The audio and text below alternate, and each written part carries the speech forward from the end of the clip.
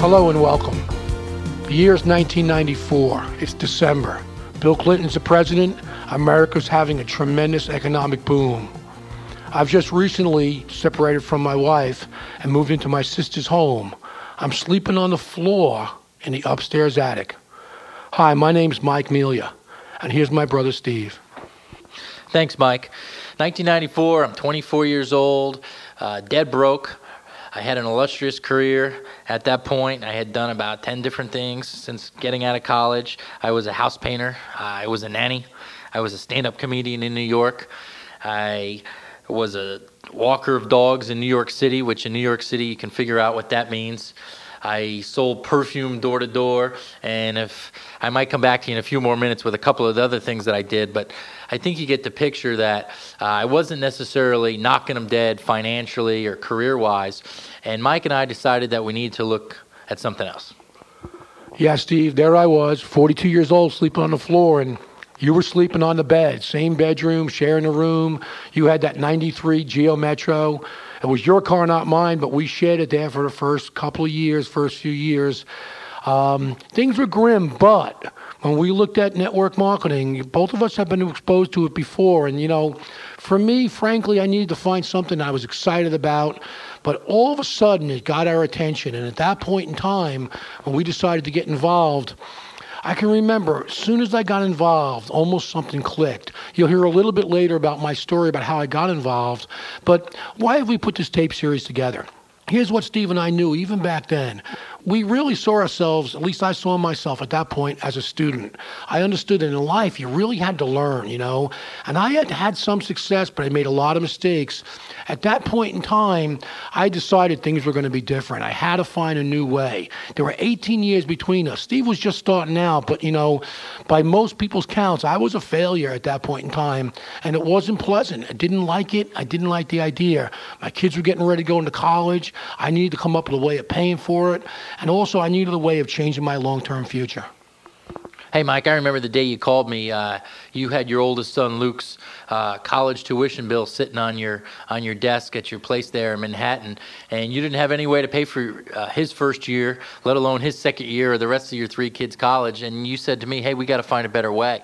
And so what we're going to share with our listeners is what we found and how we really executed the information that was shared with us and how we really turned it into $1 million business over the next few years. Now, what we really want you to understand is the first couple of years, we failed miserably. We learned a lot. We had lots of fun.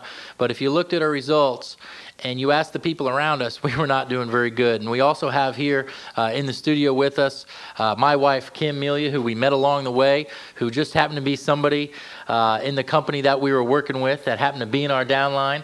And we had a chance to get to know her. And she joined our team recently as we've been married just about a year now. So, Kim, I want to welcome you to the studio. Well, it was the summer of 1997 when I really saw the light. When I went to a seminar, Michael Klaus, one of my mentors in this business still today, did the seminar, and man, I was lit up. I remember sitting in the front row. I remember him looking straight at me, and I felt like as if he was just talking to me, and I really had not thought that any of my dreams could come true until that day. I went home that day, and my mom thought I had lost it. She thought I had completely lost it until she heard the words network marketing, and she had just found out that her daughter was introduced to network marketing. You're going to hear in depth of my story, how I got started, really the first 90 days of my story. You're going to hear a lot about that as we move through this audio. Thanks a lot, Kim. And one thing that you're going to learn about the Melia family here is that we like to have fun. And we believe there's three things that we got into this business for, and you might have similar things, but number one is we wanted to make lots of money. I would say I was tired of living paycheck to paycheck, but since I didn't have a paycheck, I was tired of not having a paycheck. Well, Kim was tired of living paycheck to paycheck.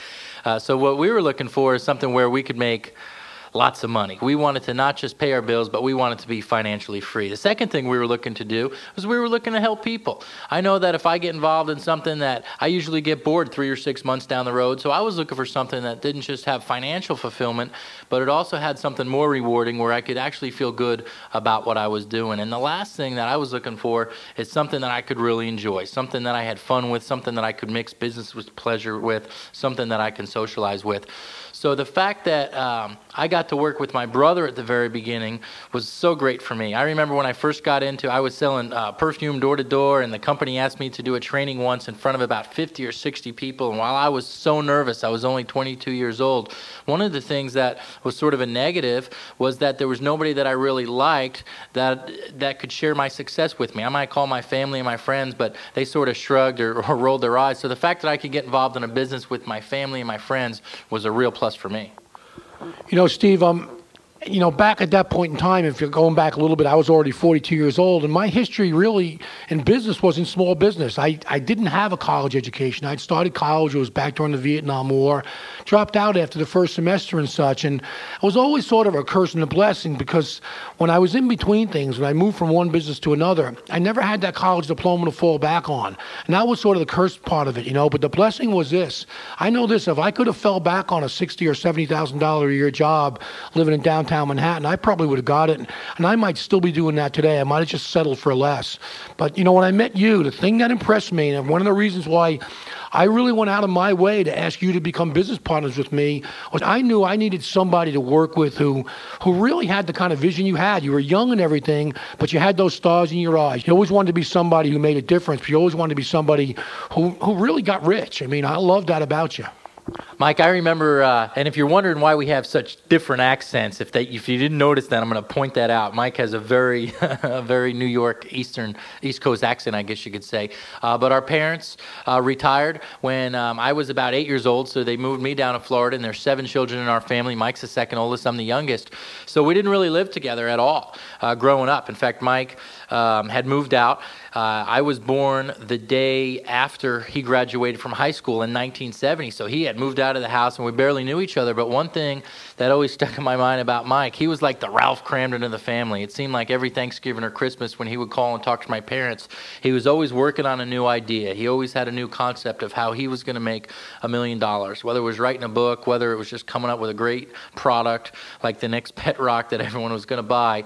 And while everyone in the family sort of laughed and shrugged and said, yeah, right, I believed, even at the age of 10, 11, 12, every year you would call in and you had your new idea and they said, yeah, right. I said, yeah, but what if it does work? And so that's really what attracted me to getting into business with my brother, is that I believed in him.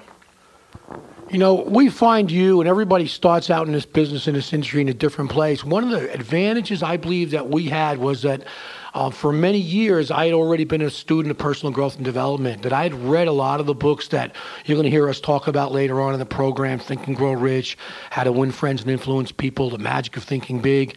And Steve, one of the things I was impressed about, with you, particularly when you got out of college and you couldn't find the kind of job you wanted, and you went on out and sold perfume door to door, and you came to the family vacation that year, and you had How to Win Friends and Influence People with you.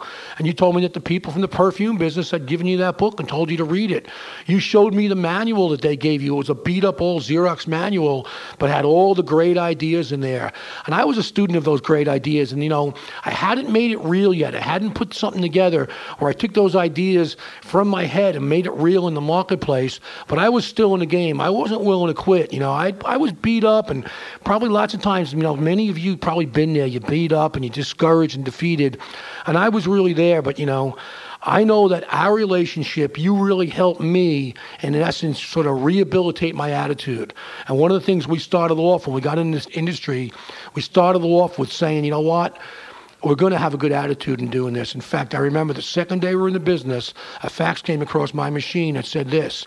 It said, in this industry, in this business, and here's the quote, it said, some people are busy studying the roots while others are busy picking the fruits. And it was signed by a guy named Jim Rohn, who I had never heard of at that point in time. But over the next 3 to 4 months, we become a student of this guy.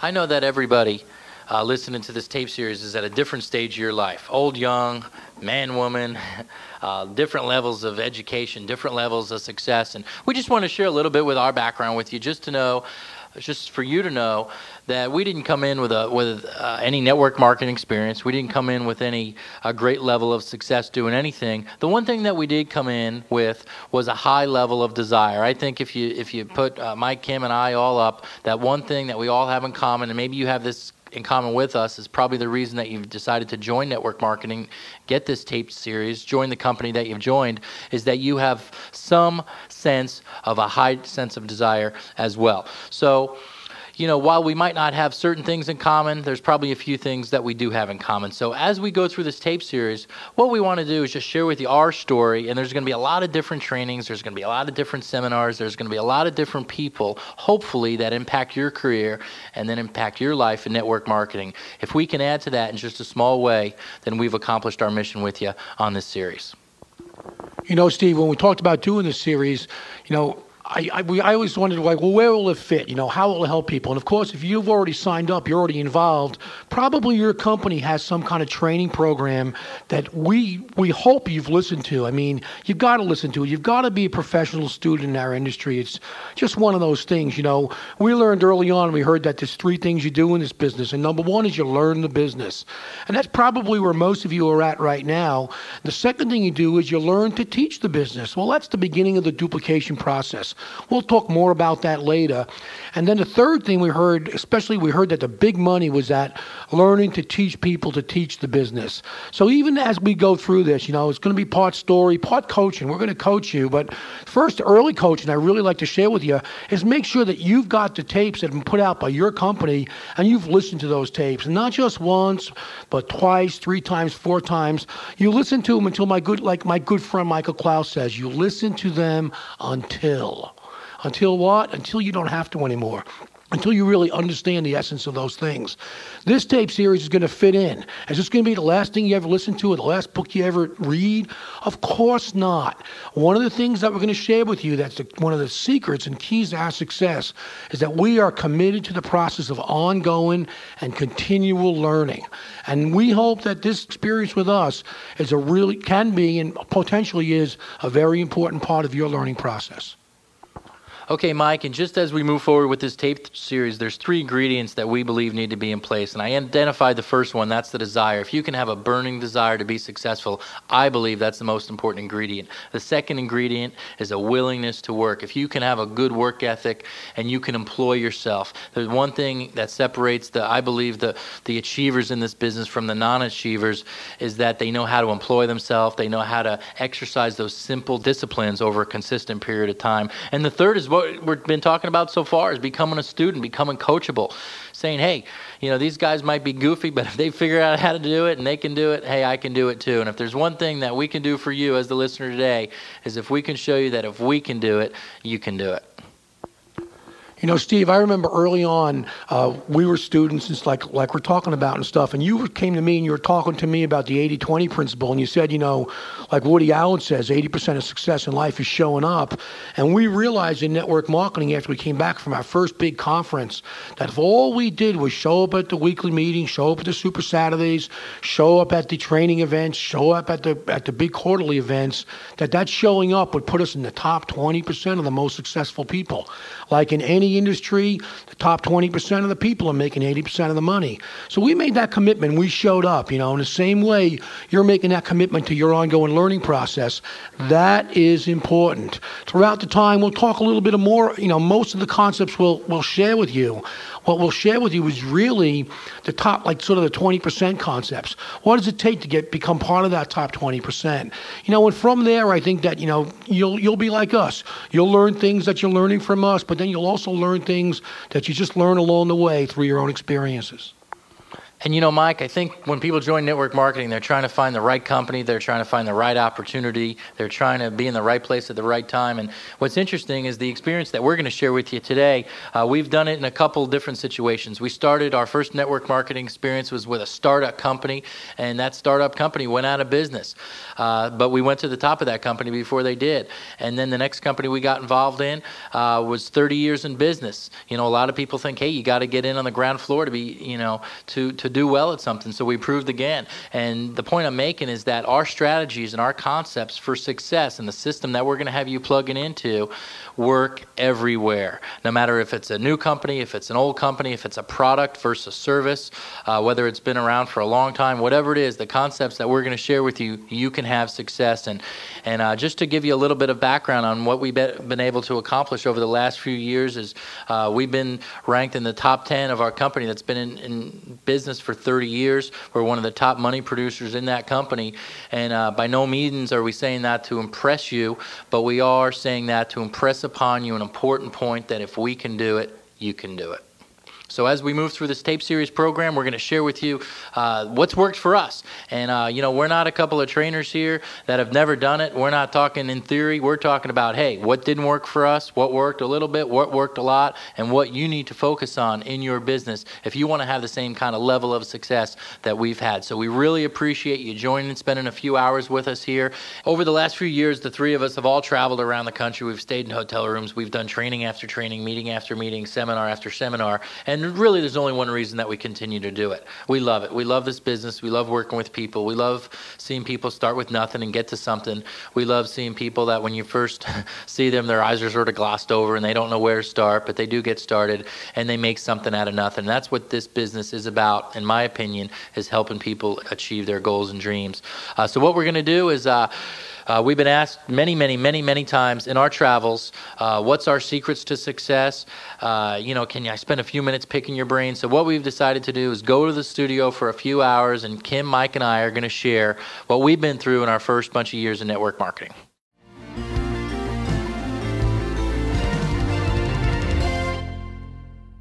Okay, hi everybody, this is Mike Melia. And what I'm going to talk to you a little bit about for the next period of time is getting started in your business, and particularly some elements of how to think about your business.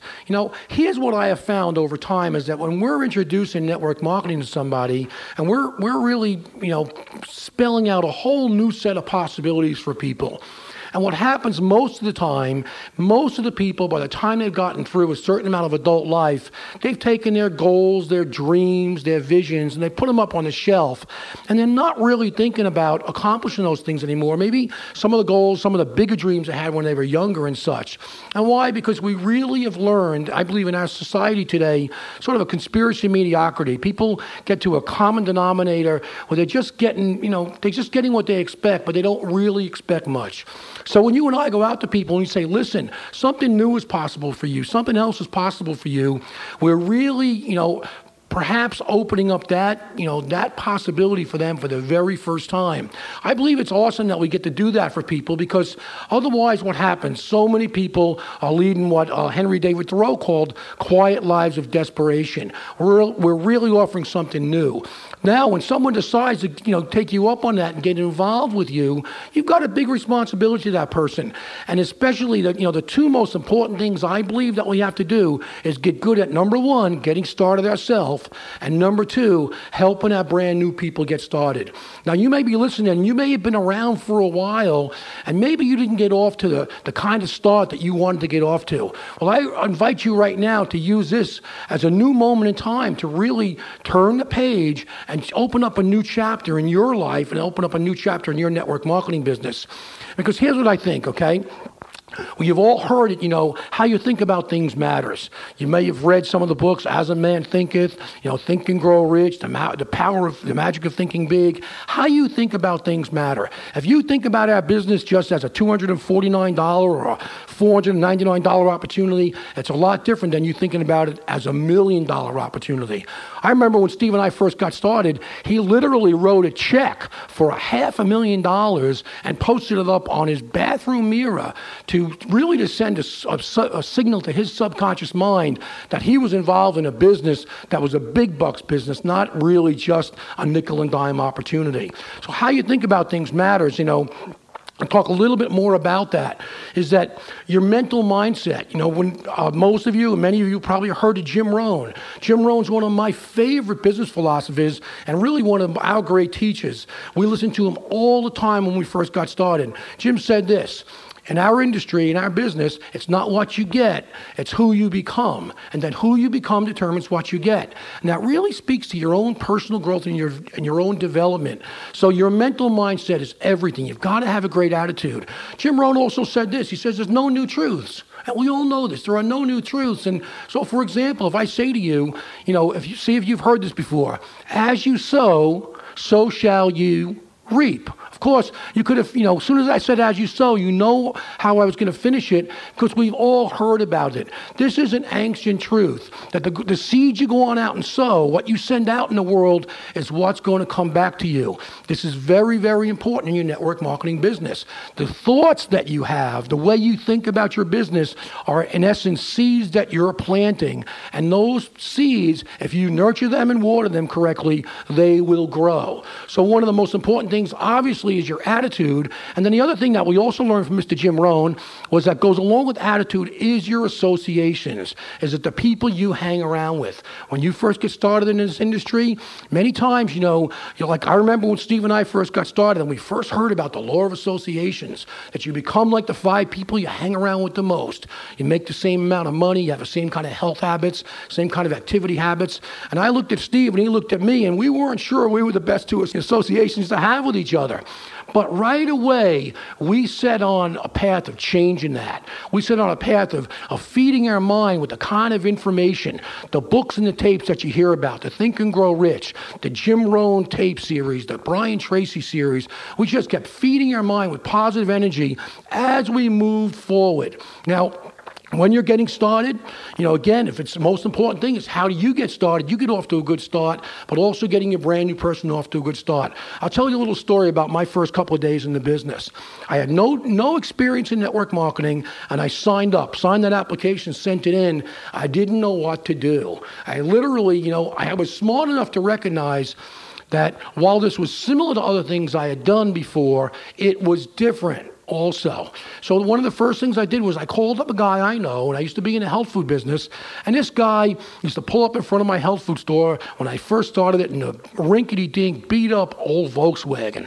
He'd come in and he had blue jeans on and a T-shirt, and he never seemed to really, be doing anything with his life. And I knew the guy, but he was a nice enough guy, but didn't seem to have much direction. And one day he got involved in network marketing, and he told me all about it, and I was, skeptical and such. And then he got involved in one company, he worked for a while, the company didn't work out. He got involved in another company, didn't work out. He got involved in a third company, and this was a few years later. And I guess, what had happened during that time was he went through the kind of learning curve you talk about and you hear about. He came and he was successful in that third company. I had no idea what he was doing, but one day he pulled up in front of my store in a Jaguar. Now, it was a far cry from that rinkety-dinkety Volkswagen. So when I got started in network marketing, I remembered this guy, and I said, you know what? He's an old friend of mine. I'll call him up. And I did. And I said, hey, you wouldn't be interested in getting involved in this opportunity with me? And he said, well, no, not really, what I'm doing right now, I'm involved in heavily and such. I said, well, maybe I can ask you a question. His name was David. I said, David, if I could, when you're getting started, what do you do? He said to me, well, have you made your list?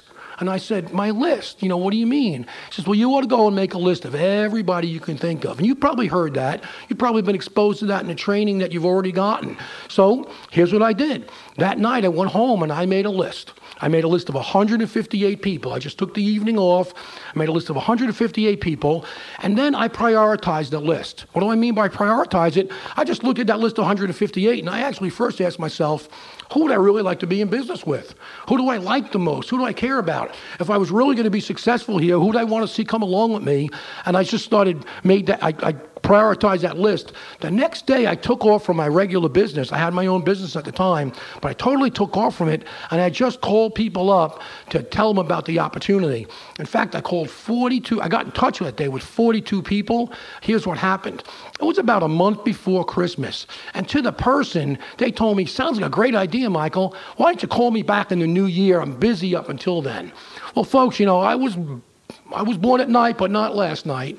And I knew that was just a nice no. I've been, around sales before in my life a few times. I understood when people weren't comfortable telling you no, so they gave you a nice no. So I had 42 nice no's. Well, You know, I was confused at that point in time. I lived downtown Manhattan in a loft, and I'm a pacer type of person. I was pacing back and forth, back and forth. And my kids came over for the weekend. I was a divorced dad, and I hung out with them, and I was just bothered the whole weekend. They went home, and it was Sunday night. On Sunday night, again, I sat down, and all of a sudden, as I sat down, a voice came in my head. Now, I don't normally hear voices, but this night I did. And the voice said, Michael, it's not a matter of whether or not you can do this. It's a matter of whether or not you will do it. And it just stopped me cold. And I thought, and just, thought back over my life, and I thought about all the things I'd done about halfway or even 80% of the way. And I thought about the things I'd started and stopped. I thought about the ways that I really hadn't fully taken a stand for what I was capable of in life, what I knew in my heart I was capable of. And like a lot of you, at that point in time, I had been beat up pretty badly. I was pretty much coming out of a time in my life where I hadn't really been out there. I hadn't really been pursuing my dreams. And I saw this as a fresh start. So in that moment, when I heard that, again, here's what I heard. The voice said, it's not a matter of whether or not you can do it. It's a matter of whether or not you will. And right then and there, I planted my flag. I drew my line in the sand. I decided that I was going to go to the top no matter what. And mind you, at that point in time, I had no concept of what it meant to go to the top. I just heard that expression other people use. We're going to the top, I'm going to the top. So I said to myself, I'm going to go to the top no matter what. I'm going to do it no matter what. And I look back now, it was that resolve I made inside myself, that moment that carried me through a lot of tough times later. Here's what I did next. I got on the phone. I called my brother Steve. He was living over in New Jersey at my sister's house. And my oldest sister and Steve's my younger brother, 18 years younger than me. And we've been working on his projects together, and he was going to get involved with me. I said, Steve, I told him about the list. I told him about the 42 nice no's. And he interrupted me right then and there. And he said, Mike, maybe that's a good idea. Maybe we should wait until after Christmas. And having just made that resolution, well, I had a few choice words for Steve, and I slammed the phone down, and that was it. And I said, you know what? I'm going with or without that guy. I don't care. You probably hear Steve tell a story sometime, because here's what he did. He says, I went up to my room like any red-blooded American kid. I pulled the covers over my head for about 15 minutes. But then what happened about 15 minutes later, he called me back. And he said this. He says, you're not going without me. And he literally, in his mind, said, I'm not going to let him get rich without me. That was really sort of what happened right then and there. Well, the next thing happened really interesting. And again, you can probably pretty much say at that point in time I had a little bit of information, but I was pretty much ignorance on fire. And I found out that one of the top guys, a guy who had just been back at the corporate headquarters, was coming to New York City where I lived, and he was going to be speaking at a home party. I called up the woman whose apartment it was and said, hey, could I bring some people over? And and she says a limited space, but she told me I could bring over 5 folks. So what I went back to my list of those 42 people that told me no. And I made a list of the 10 people I'd most like to have in my business. And I called them up and I said, listen, this guy's coming from the home office. He knows what he's talking about. He has the inside scoop. I want you to come over and hear the story. And the first 5 people I asked all said, sure, they would come. And I said, well, there is going to be one catch. And they said, what's that? I said, well, since that I only have room for 5 people, I don't want to bring anybody who doesn't already agree to sign up and get involved. Now, I didn't realize what I was doing, but I was playing the fear of loss card in every single one of those people. I only understood it in retrospect. All 5 of those folks said, you know what, sounds good. I just have to still get the money together, but I'm in. And right then and there, I wound up with my first 5 associates. If you think about it, though, 158 people, 42 nice no's, and I was, came real close right then and there to just giving it all up. But something inside of me really came, I looked at it and I looked at my life. Now, I don't know where we find you at this point in time, but if you're getting started, if you might be just brand new in the business, or maybe you've been around with us for a while, but you still feel like I didn't get off to the start I want to get off to, or I'm not helping the people that I bring into the business get off to the start. So let's talk a little bit about What can you do with your brand new person? Now, you might have heard the expression maybe of a game plan interview, sitting down with your brand new person when they're getting involved. I believe this is invaluable, something you just have to do because, we work so hard to bring a person to the table, to expose them to the opportunity, to answer all their questions. Maybe you've got them on a three-way call with your upline. Now they decide to get involved. Then it's really time to go to work. Then this is really important. So what do we do? In this time where I'm sitting down with a brand new person, I'm going to spend an hour and a half, 2 hours, maybe even 2.5 hours with that person. And here's what I want you to come out of that kind of session with. I want you three, maybe 4 things. Number one is I want you to come out of it knowing why your brand new person got involved in the business, helping them to really, craft, if you will, their decision and sort of crystallize their decision as to why they got involved and what it is they want to get out of that. Now, when you do that, it works, and it's very important to bring that all the way through to getting their goals written down on paper. Personally, I don't send them home to write down their goals because here's what I have found over and over again. We've done seminars like this. We've done programs all around the country. And I say, hey, everybody, you're going to write down your goals. Most important thing you can do. Those people who write down the goals, they're the people who are most successful. But I know because of human nature, most of the people put it off a little bit. They don't do it as soon as they get home. They don't do it the next day. And then it just remains undone. So what I want to do is sit down there right with that new person and get the goals written down. And in fact, say we're at a Starbucks or something, there's a Kinko's next door. Before I leave, I'm going to go and make a copy of those goals for me. So I've got a copy of their goals too. Okay? They come in very handy later on down the road. I remember one guy in our team who signed up, and when it came down to it, what he really wanted most of all was his own fishing boat.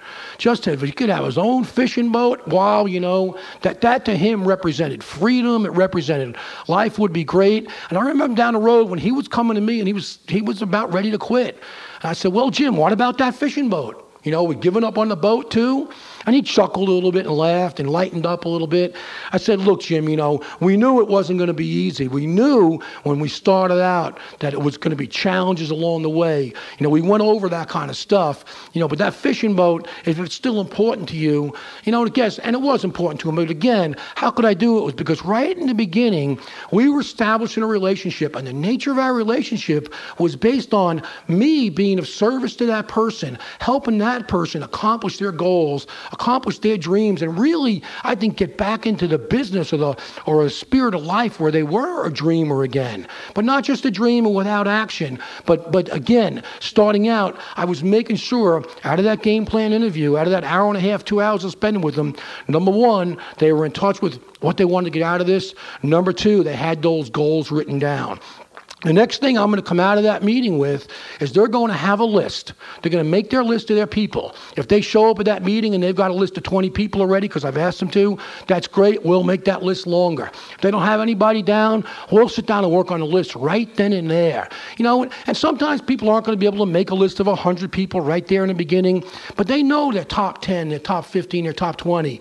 Well, that's great. Once we've made the list, we're going to prioritize it, and either to the top 10 or the top 20, one or the other, depends on the person usually, and then we're not going to leave that meeting until not only do we have that list prioritized, but we have a plan for exposure. Now, what do I mean by exposure? We're going to expose people, and primarily at this point, I'm talking about the business opportunity. We're not always just, obviously, we've got products that we're selling. We've got, whatever your company, distributes in the marketplace. But also, we're more primarily talking right now about beginning to help them build their team. So I'm going to take, say we choose 10 people. Now, what I'm going to do is going to be like this. Okay, say Bill was on that one on that list. Well, how are we going to expose Bill to the business? And I want them to be able to walk out of that meeting with no doubt about what they're going to do next. So say we're going to do a grand opening home party for them a week from today. So Bill is on the list, and what they're going to do is very simply invite Bill to come to the home party. And that's the plan for exposure for Bill. Okay, say Sue is a good friend of theirs, but they live in New York and she lives in California. Okay, but the company, say what our upline support team does is runs a conference call on Sunday evenings. So the plan for Sue is to invite her to be on the conference call. In fact, to three-way her into the conference call. So now we have a plan for Sue. Say John is local, so we're going to invite him to the grand opening. And Tony, he's a real electronics guy. He's a whiz on the internet, and so we've got an internet site. So we're going to send Tony to the internet site. So now we're coming up with a very specific plan of first exposure for every single person on that list. Now say there's Diane, and say Diane lives long distance, and so she'd be great for the conference call. But my brand new representative there, my brand new rep, knows that Diane goes to church on Sunday nights and couldn't possibly be on that call because he used to go to church with her, okay, when he lived out there. So he's not going to invite her. So maybe he's going to call her up and say, listen, I'm involved in a new business project. I'd like you to take a look at it. I'm going to send you a videotape. So now we have the plan for Diane. So again, coming out of this game plan interview, the three things I really want to have people doing is their why and their goals written down, their list made and prioritized, and a plan to expose at least their top 10 or possibly their top 20 people. Okay, and again, this is all part of getting started.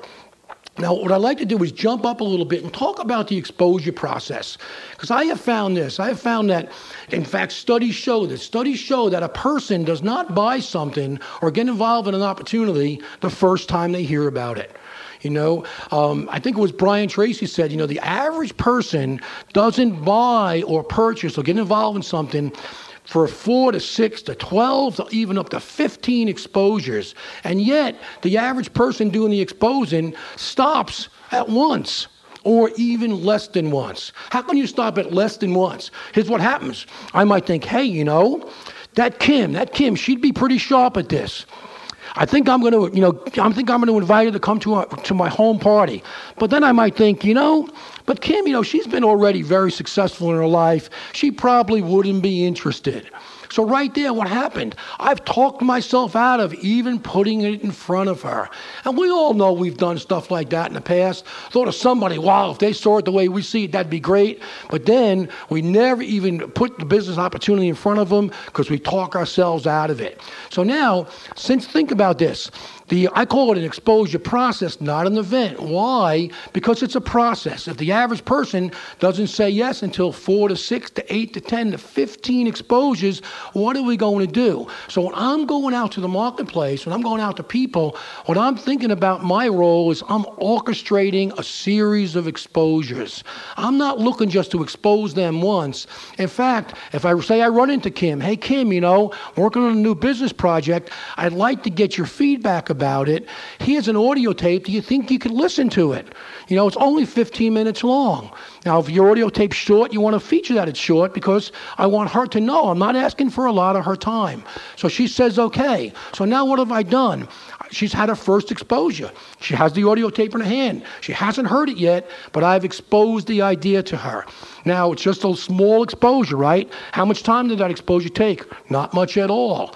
Now, I call up, I say, you know what, Kim, I always want to orchestrate the next exposure. So I'll say, I'll tell you what, I'll call you tomorrow. Will you be at work? Make sure I have your work number. A lot of people say, I ask people for their numbers and they don't give it to me.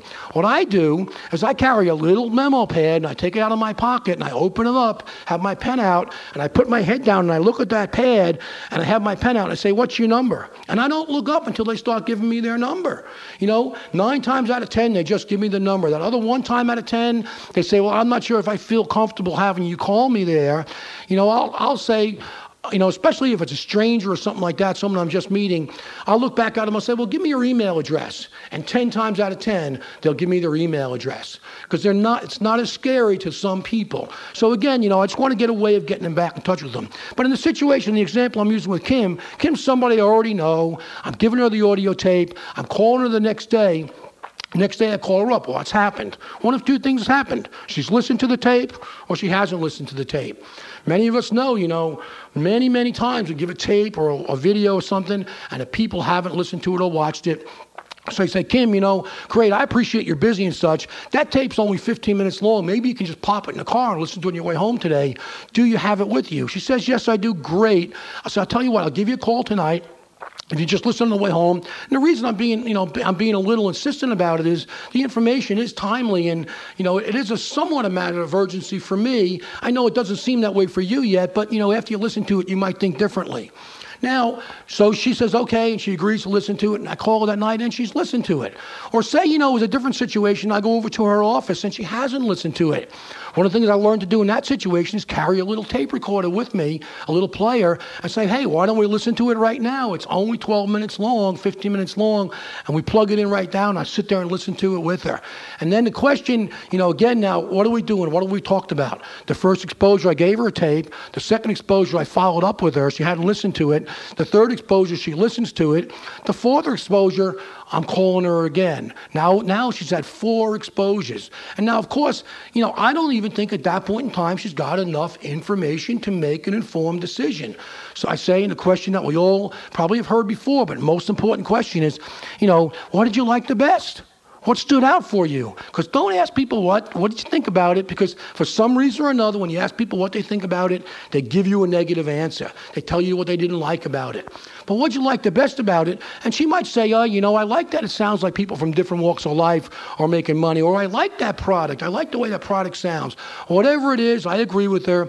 And now I'm going to orchestrate the next exposure. And again, what I'm doing is I'm moving her from exposure to exposure, exposure to exposure. You've heard the phrase building for events. In my mind, every one of these exposures is a little event. It's not a big event. It's not like the big corporate event with 10,000 people. It's one event with me and Kim. Maybe the next event, the next exposure might be to get her on a conference call. Kim, what I'd like you to do is listen to some of the people who have been very successful in this enterprise already. And in fact, if you like what you hear, I'd like to get you on a personal phone call with one of them. She says, okay. I say, well, tomorrow night, 9:30, there's going to be a conference call. I three-way her into the call. After it's over, it's 12, 15, 20 minutes long. I say, how'd that sound? What stood out? She says, well, I like what I'm hearing so far. I'd say, great. That guy with the raspy voice from New York? I can get that guy on the phone right now. In fact, I was telling him a little bit about you earlier today. He said he'd love to talk to you. You got about 5 more minutes? She says, great. And now I'm going to three-way her in to my upline sponsor or my upline executive or my upline Starfleet commander. Okay? And now, again, what have I done? I've orchestrated another exposure. At this point in time, with that next exposure, now the third-party expert's coming on. And that's very important because, Kim and I, we go way back. Maybe we went to college together. She knows me and my foibles. She knows my failures. She knows I got divorced. She knows there's all these things about me, but she has never seen me as a successful business person. But she doesn't know my upline sponsor, my upline executive. And so when she's on the phone with that person, she sees an expert. She's listening to an expert. And when I introduce them, I'm going to introduce Kim. I'm going to say nice things about her. I'm going to say nice things about the upline executive. And then I'm going to step back and let my third-party expert take over. Now, so what's that third-party expert going to do? If I'm in that situation, I'm going to say, hey, Kim, Mike's told me great things about you. It's a pleasure to talk to you. So far, let me get, if I know this, you listen to the tape and you listen to our conference call. That's right. Well, based on what you heard so far, what stands out the best? And she might tell me a little bit about that. And then here's some test questions or some questions I've learned over time. Based on the information you heard, are you ready to get started? Now, the third-party expert can ask that question easier than the new sponsor or the new representative. Or another one, I'd say, based on what you've got so far on a 1 to 10 basis, where would you put yourself at? And maybe they say, I'm an 8. An 8, great, What would it take to get you to a 10? And then I'm going to listen to her because she's going to literally tell me what it would take for her to make that decision. And that, of course, as time goes by, what we're doing with our new prospect is we're learning about them. We're learning about where they are in life right now, what's working in their life, what's not working, what changes they'd like to make. And we're trying to find out and discover why would they get involved with us. This is not like, I believe this, our business business opportunity is not for everybody. You know, if you go in there and you just treat it like everybody should join, you're not treating those people as individuals. You're not respecting them as individuals. You want to go in there and you want to learn about that new person. So again, you know, talked a little bit so far about what does it take to get started. Well, how it's important, how thinking about it matters. What I'd like to do is close and talk to a little bit about this expression that you've probably heard, treating it like a business. Okay? When you're treating it like a business, here's the greatest challenge that I see. About 80% of the people that get involved with us have never been in business for themselves before. They've been employees. And employee mentality is what? You got to show up on time, you punch the clock, you follow instructions, you do what you're told, you know, and then you get paid. And you're getting paid for showing up. You're getting paid for the time. In a business, you don't get paid for showing up. You get paid for creating results. You know, it's very, very different. When I started the health food business, I remember this. My first day in that business, we invited all of our family and friends, and I grossed $500 that day. My dad came, my mom came, my wife's dad came, mom came, our cousins came, our friends came. People bought brown rice. People bought stuff I'm sure they never used again. Okay? That second day, that was a Sunday afternoon. That second day, Monday, I made $22. Okay, gross sales for the whole day, $22. The third day, it was $24. The only good news was it was going in the right direction. Okay, now in that situation, when did I get paid? In that situation, I only got paid after the rent was paid, the utilities were paid, we bought new supplies, we fixed the refrigerators. You know, I was responsible for everything. And when you're starting this new business, the great news is it's easy to get involved in our business. The price of entry is low enough that just about anybody can afford to do it. But the bad news is that most people don't treat it like a business because they're not used to being in business. Real simple. I think it was an advantage Steve and I had. We both had run businesses before, you know, and so some of the things that we had learned already did help us out when we got started here, and we treated it like a business. So treating it like a business, you really, you know, and you're the business owner, the buck stops here. And that's once again with that attitude. If it's to be, it's up to me. So if you decide, hey, you know what, I'm going to get good at this, then you've got to get good at the fundamentals. You got to get good at the whole getting started process. You got to get good at helping other people get started. But even beyond that, you've got to really become a person who understands the dynamics of having a good, positive mental attitude, and you've got to protect that attitude. The way you protect that attitude is you hang around with the people who are going in that direction. You really, you know, in the very beginning of your business, maybe for the first month, 2 months, 3 months, 5 months, you might have to disassociate with some of the people you've been hanging around with and hang out more with the people who are helping you build your business. So with that, just a few tips about getting started, how important it is. You've got to have your attitude in place. You got to focus on results, and you've got to then also learn how to plug into the systems that your upline people have put together for you. We'll talk more about that later. Catch you then.